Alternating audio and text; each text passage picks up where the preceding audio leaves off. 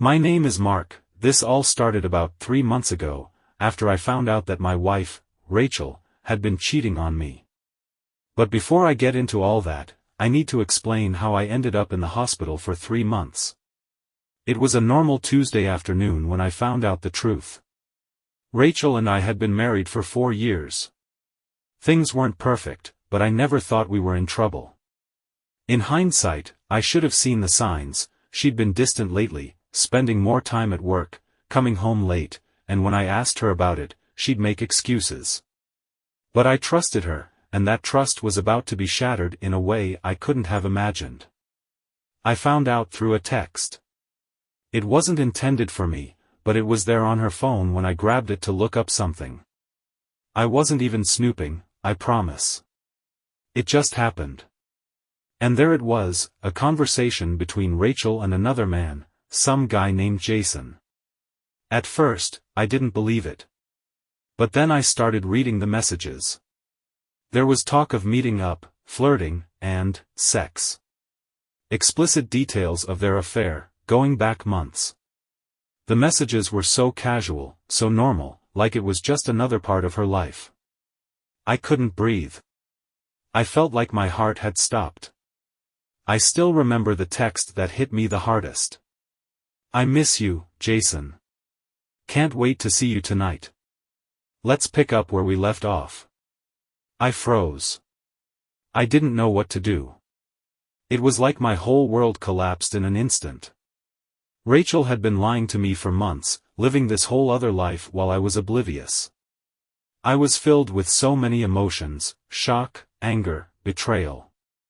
I didn't even know where to begin. That's when I decided. I was going to confront her. I was going to make her face the truth, to look me in the eyes and tell me why. But instead of staying calm, I let my emotions take over. I left the house in a fury. I didn't even think about the consequences, I just knew I couldn't stay there. I had to get out. I needed to confront Rachel, make her feel the pain she had made me feel. Half an hour later, I was in a car accident. I remember everything up until the moment I crashed, racing down the road, my hands gripping the wheel tightly, my heart pounding. I was angry, enraged. I didn't care about anything in that moment. I just wanted to feel something, anything, besides the crushing pain of betrayal. I sped through a red light, my mind focused only on one thing: making Rachel pay for what she'd done. Then, it happened. A car slammed into mine, and everything went black. I woke up in a hospital bed, surrounded by white lights, machines beeping, and the dull ache of my body screaming at me. I had no idea how much time had passed, but when I tried to move, it was clear, everything hurt. My ribs, my arms, my legs. I was bruised, battered, and broken. But that wasn't even the worst part. The worst part was knowing why I was in that bed. It was because of Rachel. Because I had let my emotions drive me to a place where I almost lost everything. I stayed in the hospital for 3 months, recovering from the accident. The physical healing was slow, but the emotional wounds were worse. I didn't know what to do. I wanted to confront Rachel, I wanted to make her feel the same heartbreak I felt, but part of me also realized that I had been a fool to let it get this far. I had acted on impulse, and now I had to figure out what to do next. During those 3 months, I considered my options. Should I get revenge on Rachel? Should I walk away and never look back? Or was there another way to deal with this? My mind was a mess, and I wasn't sure which direction to go. But one thing was clear: I couldn't just let her get away with what she did.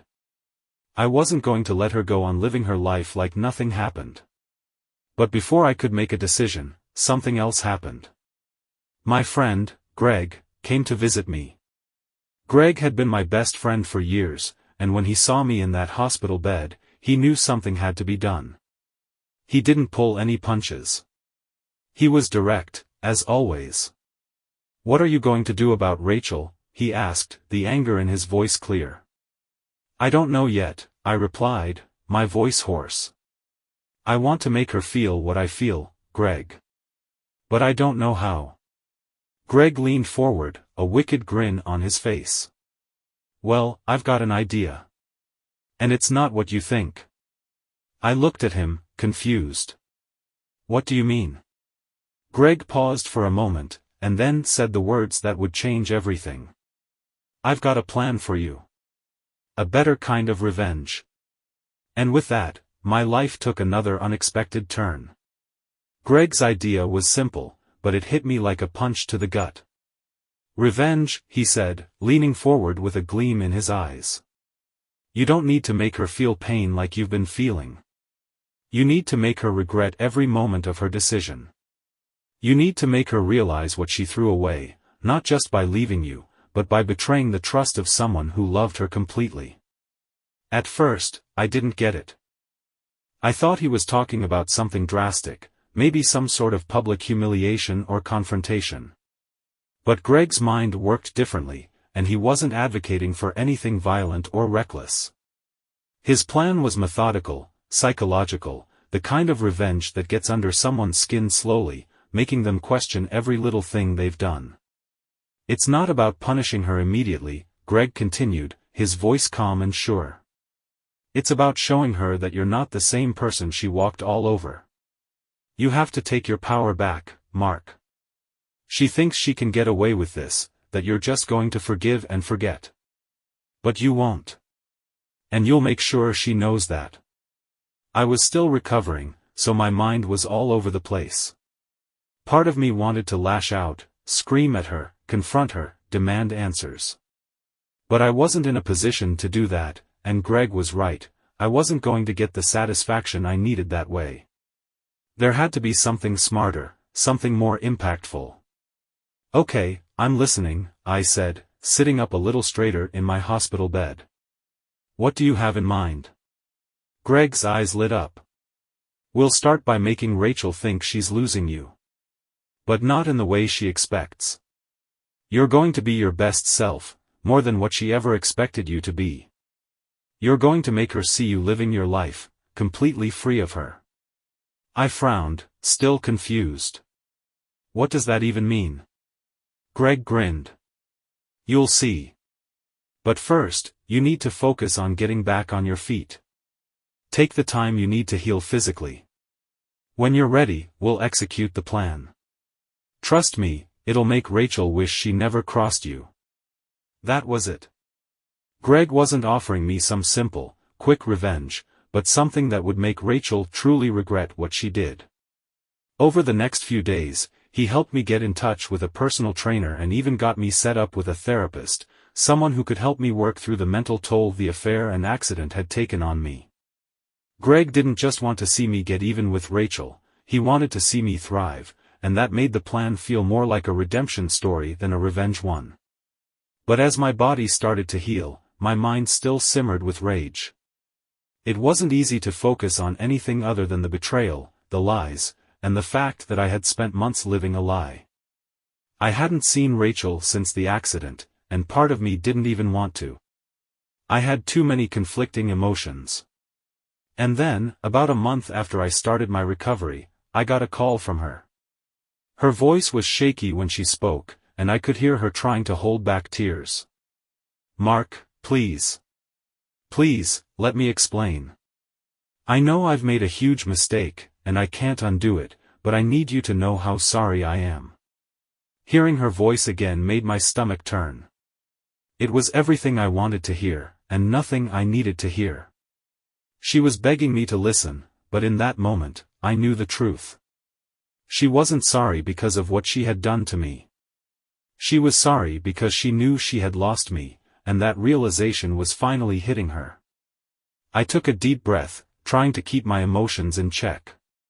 Rachel, you've had your chance to explain. You don't get to make me your emotional punching bag anymore. Her voice cracked, and I could almost feel her regret pouring through the phone. I love you, Mark.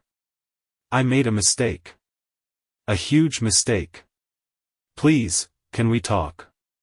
Can we? I hung up. I didn't want to hear it. I didn't want to be pulled back into her emotional manipulation. That night, as I lay in bed, Greg's plan was clearer than ever. Rachel was coming to realize the truth. She had pushed me away, and I wasn't coming back. I wasn't the broken man who needed her anymore. I wasn't the guy she could string along with apologies and promises. The next day, Greg and I began putting his plan into motion. I started working out with a trainer, getting in the best shape of my life, and focused on making positive changes. It wasn't just about getting revenge, it was about becoming someone Rachel could never have imagined me to be. Every time I lifted weights, every time I worked harder, I thought about Rachel. I thought about how she'd looked me in the eye while she was seeing someone else.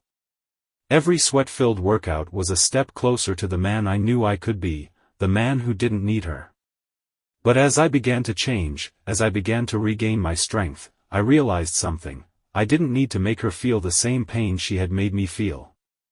I needed to make her regret what she had lost, to show her that I was stronger than ever, and the more I worked on myself, the more it became clear that this revenge was going to be sweeter than anything I had imagined. It wasn't just about hurting her anymore. It was about showing her, showing myself, that I was worth more than the lies she had built her affair on. And this time, I wasn't going to make a rash decision. I was going to play the long game. I was going to make sure Rachel regretted ever making me feel like I wasn't enough. But there was still one thing I had to figure out: how would I make her regret it? What was the final step in this plan? And that, my friend, was where Greg came in. "You're doing great, Mark," Greg said after a particularly tough workout session. "But we need to take it to the next level. And I've got just the thing in mind." I looked at him, curious but cautious. "What's the next step?" Greg grinned. "Wait for it. The best part is yet to come." Greg had a way of making things sound exciting, even when I wasn't sure what the hell he was talking about. But that's why I trusted him. He knew me better than anyone else, and he knew what it felt like to be betrayed. I had to admit, even though I was still simmering with rage, I was starting to feel like I was finally in control of my own life again. Every day, I pushed myself harder in the gym, worked on my career, and started making plans for my future. I was becoming a version of myself I hadn't been in years, focused, confident, and completely in control. Greg kept pushing me, though. He wasn't content with the progress I was making. He wanted more, and he was adamant about executing his plan to show Rachel just what she had lost. At first, I wasn't sure if I wanted to go that far. I didn't want to be petty or cruel, but as the days went on, I realized something. I wanted to make her feel the gravity of what she had done. I wanted her to know that she had ruined something real, something that could have been beautiful, with her selfish actions. One evening, about a month into my training and recovery, Greg sat me down at a bar we used to frequent. He was grinning from ear to ear, and I could tell something was coming. "All right, Mark. It's time," he said, leaning in close. "I've got the perfect plan. Are you ready?" I raised an eyebrow, my interest piqued. "What's the next step?" "I've been working my ass off, Greg. If this is some wild stunt, you better tell me now." Greg chuckled and took a sip of his beer. "It's not a stunt. It's an opportunity. You're not just going to show Rachel that you've moved on, you're going to show her what she's really lost. We're going to make her realize that the man she's been lying to, the one she betrayed, isn't the same guy anymore. And the best part? She's going to be the one who reaches out to you." I stared at him, a little stunned. "What do you mean?" Greg leaned back in his chair, looking proud. "We're going to set things up so that she sees you living your best life. We're talking about the whole package: confidence, success, a new attitude. And, here's the kicker, you're going to start dating again. You're going to let Rachel see you with someone else, someone who appreciates you the way she never did. And when she realizes what she could have had, that's when we strike." My heart raced as the reality of his plan started to sink in. The thought of seeing Rachel regret her decisions, of showing her that I was worthy of so much more than the lies she'd fed me, made me feel a surge of satisfaction. But at the same time, a nagging part of me hesitated. I wasn't trying to hurt her. I didn't want to sink to her level, even though the idea of making her regret what she did felt incredibly tempting. Still, part of me wanted to see her suffer, just a little. Was that wrong? All right, I said slowly, the idea settling in. Let's do it. But I want to be clear, Greg, I'm not doing this to hurt her. I'm doing this for me. Greg smiled, his eyes gleaming. Exactly. You're doing this for you, and you're going to come out on top. I'm telling you, man, this is the perfect way to show her what she threw away. You're going to make her wish she never stepped out on you. Over the next few weeks, I started to put the plan into action. I worked harder on my fitness, pushing my body to new limits, and Greg connected me with a dating app, something I had never considered before. It felt strange at first, swiping through profiles and talking to strangers, but I quickly realized it was liberating. I wasn't looking for a relationship, but I wanted to see what was out there. And I wanted Rachel to see that I was desirable again. The first date I went on wasn't anything special, but it was enough to remind me of what I had been missing. The woman's name was Claire. She was attractive, smart, and easy to talk to. We went out for coffee, and I couldn't help but notice how good it felt to be with someone who wasn't carrying around the weight of lies and betrayal. For the first time in a long time, I felt like I could breathe again. I didn't need Rachel to validate my worth. I was enough on my own. But as the weeks passed, something surprising happened. I realized that I didn't need Rachel's approval to feel whole. Sure, the idea of showing her what she had lost was satisfying, but the more I worked on myself, the more I started to feel like I didn't need to prove anything to anyone. I was doing this for me, and I was finally starting to see the person I could be without her. Still, I knew the plan wasn't complete. Greg kept pushing me to take things further. He reminded me that Rachel needed to see me living my best life, and he wanted me to up the ante. Take her out on a date. Let her see you with someone else. Let her feel the loss. It was tempting. But by now, I was starting to question whether this was really the kind of revenge I wanted. Was it about showing Rachel what she lost, or was it about proving something to myself? Did I really want to hurt her like this, or was there a better way to move on? As I sat down with Greg one night to finalize the next steps, I was torn between wanting to go through with the plan and the nagging feeling that this might be more about my ego than about justice. I don't know, Greg, I said, feeling the weight of the decision pressing on me. Is this really what I want? I'm moving on. I've got Claire, I've got the gym, and I'm starting to feel like myself again. But I don't know if I need this anymore. Greg leaned back in his chair, his face serious for once. You need to do what feels right for you, Mark. But remember, she hurt you. She betrayed you. You have every right to make her realize the price she's paying. I took a deep breath, my mind racing. Maybe there was still one more piece to the puzzle, one final step in this plan. But I didn't know if it was the one I wanted to take. The decision wasn't mine to make alone. And that's when I realized I needed someone else's perspective, someone who knew me and Rachel, and someone who could see things clearly without the emotional baggage. That's when I called Jeff. I picked up the phone and dialed Jeff's number, my finger hovering over the call button for a moment before I pressed it. My mind was in turmoil, torn between the plan I had been following, the question of whether it was what I really wanted, and the idea that I might be getting too caught up in the idea of revenge. It rang 3 times before he answered, his voice casual but concerned when he heard my voice. Hey man, how's everything going? You still on track with your workouts? I'm doing all right, I said, trying to keep my voice steady. But I need to talk to you about something. There was a brief pause before he responded, sensing the gravity of my words. What's going on? I'm I've been following Greg's plan, I started, the word sounding strange in my mouth, but I'm starting to second-guess it. I don't know if I'm doing this for the right reasons. Or if it's just my ego talking. I could hear Jeff's breathing shift as he processed what I was saying. He was always the level-headed one between us, the guy who didn't let his emotions get the best of him.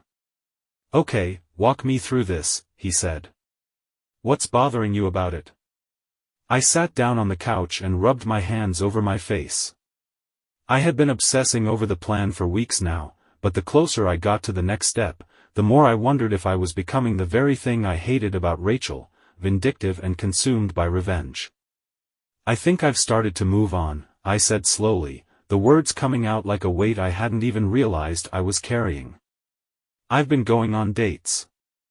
I've been focusing on myself, my fitness, my career.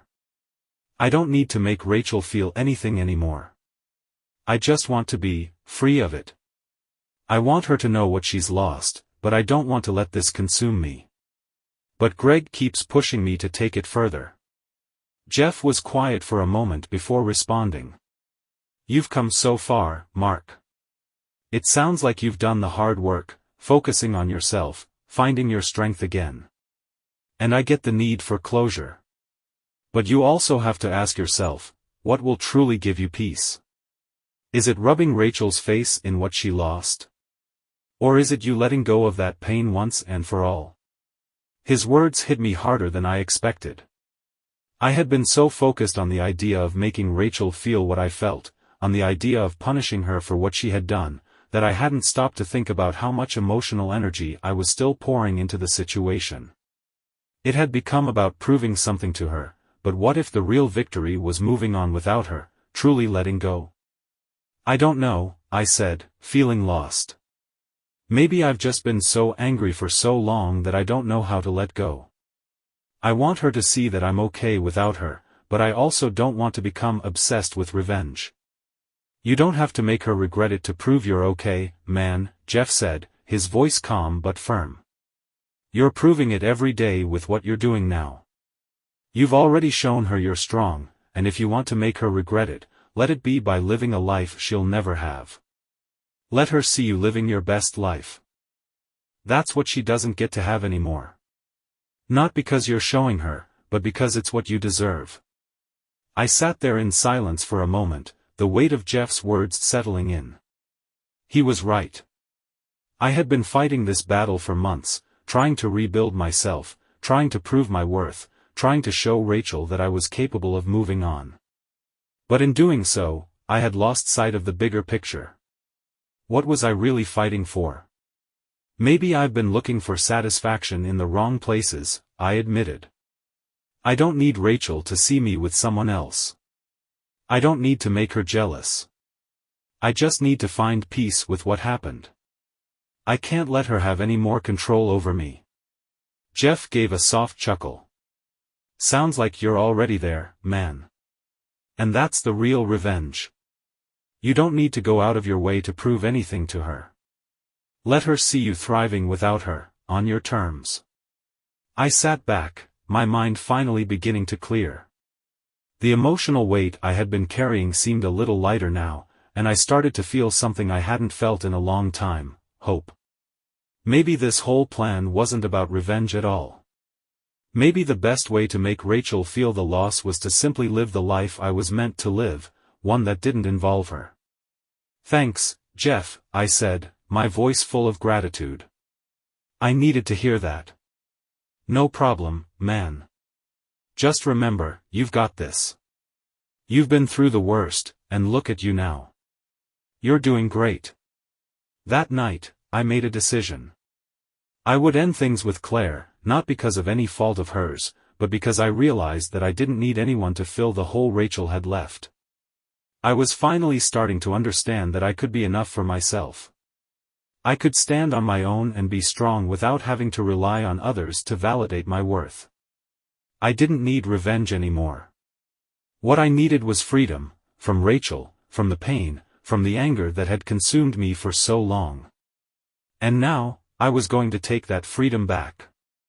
The next morning, I called Greg. It was time to put an end to the plan. "Greg, I'm done," I said. "I don't need to get back at Rachel. I've moved on, and I want to focus on me, on my life, and my future. I'm letting it all go."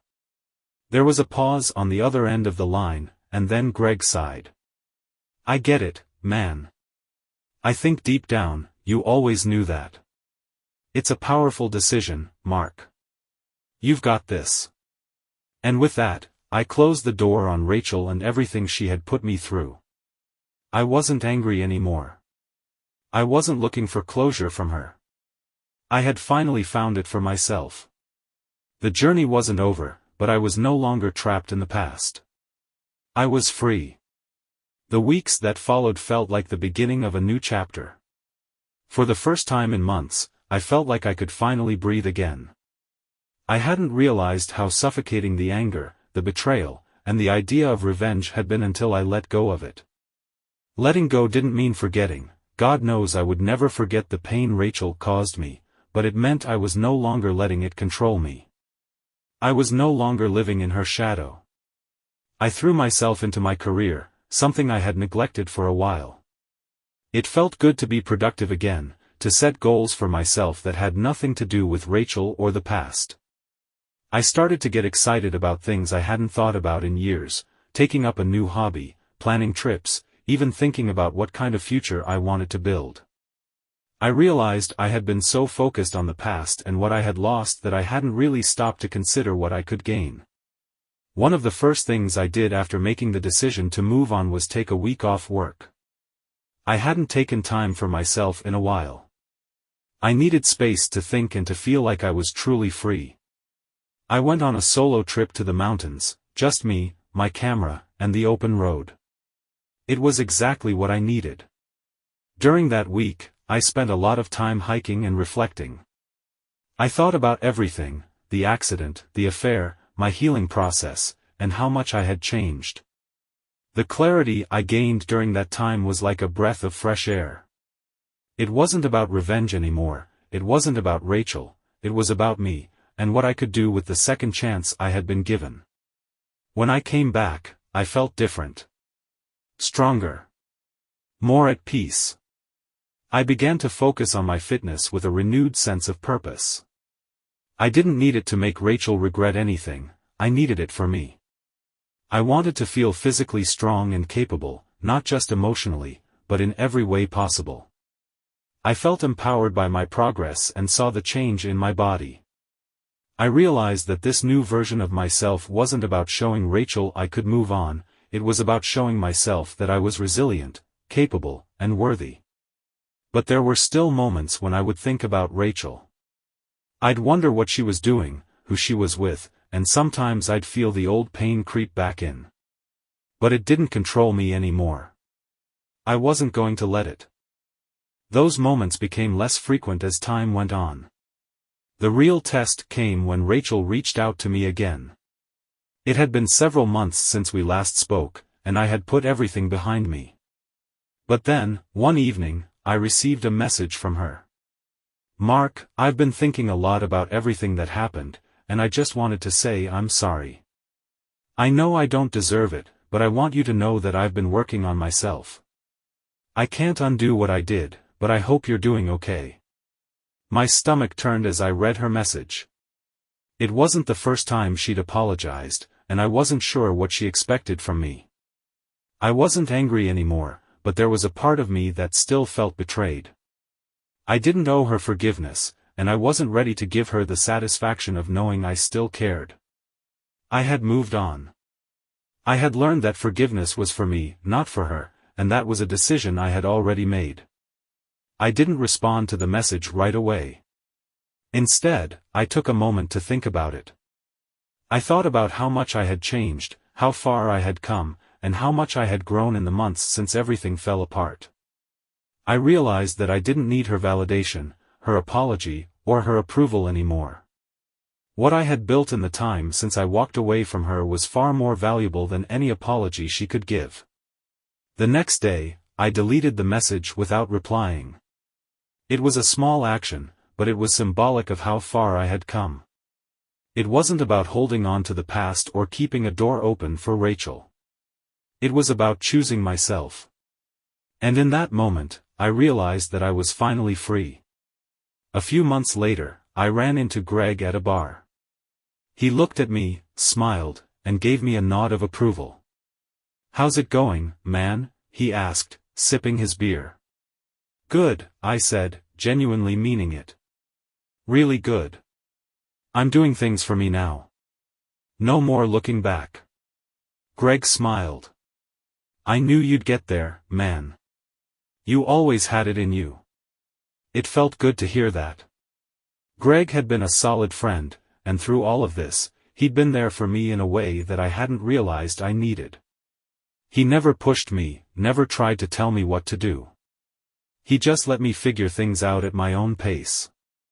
"I'm finally at peace with everything," I said, taking a deep breath. "It wasn't easy, and I'm still not fully healed, but I'm free.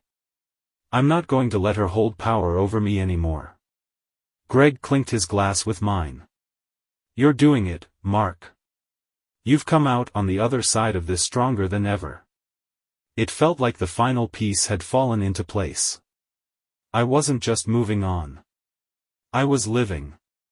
I was choosing to build my life, one step at a time, without Rachel's shadow hanging over me. And, for the first time in months, I felt completely at peace. It's strange, you know, how life can shift so quickly. One moment, you're stuck in a cycle of pain and resentment, the next, you're walking forward into a future you never imagined. When I first found out about Rachel's affair, it felt like my world was falling apart. The anger, the betrayal, it consumed me. I thought revenge was the only way I could feel like I had control over the situation. But as time passed, I learned that the real power came not from revenge, but from walking away and reclaiming my own life. That night after I saw Rachel, I finally felt complete. I didn't need anything more from her, no apology, no recognition of the hurt she caused. I had already done the work for myself, and I had finally let go. The decision I had made to walk away from her, to release all the anger and pain, wasn't just the final step in my healing, it was a declaration of independence. I was free. And that freedom was something I hadn't realized I had been yearning for until that moment. The days that followed were different. The energy I had poured into bitterness and thoughts of revenge was now flowing into things that actually mattered. I'd learned to forgive, not Rachel, but myself, for staying in a toxic situation for so long. I wasn't the man who needed closure anymore. I wasn't the man who would let his past dictate his future. I had learned to take responsibility for my own peace. Sarah and I kept seeing each other, and while I wasn't rushing into anything serious, I appreciated her company. She was kind, understanding, and didn't pressure me to be anything other than myself. There was no baggage between us. She wasn't Rachel, and she didn't try to be. Our time together was light, refreshing, and, most importantly, didn't carry the weight of past mistakes. I also started to spend more time with my family. I had distanced myself from them when everything with Rachel was at its worst, but now, I craved the comfort of their support. My relationship with my parents, my siblings, those relationships began to strengthen. They were always there for me, but I hadn't let them in. I had been too wrapped up in the turmoil of my marriage. But now, I was grateful for the love and warmth they offered without hesitation. A month later, I finally returned to work full-time. It felt good to have a sense of normalcy again, to be involved in something that required my focus and skills. My career had been another casualty of my emotional chaos, but now, I was reclaiming it. I poured myself into my work, and I was amazed at how much clearer my thoughts were without the weight of Rachel's betrayal constantly on my mind. It felt like the last chapter of my old life was over, and I was writing a new one. A few months after I made the decision to let go, I met up with Greg for a beer. We sat down at the same bar where we had made the original plan for my revenge. Greg smiled at me, his usual mischievous grin in place, but there was something different about him now. He had always been my rock throughout this journey, even when I thought he was encouraging me to take a darker path. Now, he just seemed proud of the man I had become. "So, what's next for you, man?" he asked, raising an eyebrow. "You've been through hell and back, but now, it's like you're living again. What's the next step?" I thought for a moment, then smiled. "I think it's just about living. I don't have a grand plan anymore. I'm just living. I'm focusing on things that matter, my work, my health, my family. And maybe in the future, if the right person comes along, I'll be ready. But right now, I'm just enjoying the fact that I'm finally free." Greg clinked his glass with mine.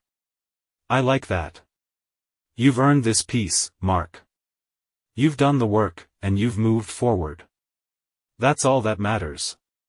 As we finished our drinks, I realized that he was right. I wasn't waiting for anything anymore. I wasn't waiting for Rachel to regret what she did, or for some cosmic justice to make things right. I had taken control of my own narrative, and I was the one who got to decide what happened next. The journey wasn't easy. It wasn't painless. But it was mine. And I had come out on the other side stronger, wiser, and with the power to choose how I wanted to live. I didn't need Rachel to feel the pain I had felt. I didn't need to prove anything to her anymore. My life, my happiness, and my future were mine to shape. And for the first time in a long time, I knew I was exactly where I was meant to be. The revenge I had once sought didn't matter anymore. What mattered was that I had found my peace, and that was the sweetest victory of all.